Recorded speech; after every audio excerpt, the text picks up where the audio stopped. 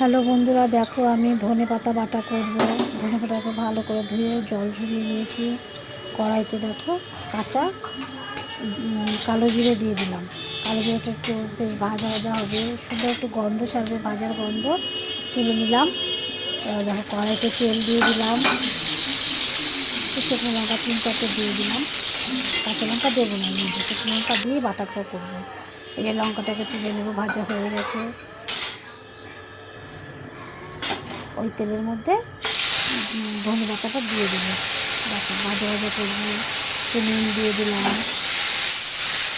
সুন্দর মধ্যে দিয়ে ভাজা ভাজা হবে। দেখো কতগুলো শাক ছিল, ওইটুখানি হয়ে গেছে। দেখো কি সুন্দর ভাজা ভাজা করছি আমি। এবার শিলের মধ্যে নিয়ে নিলাম, শিলে বাটবো। দেখো শিলে বাটার পরে এই দেখো কি সুন্দর হয়েছে, ভাতে গরম ভাতে যা সুন্দর লাগে।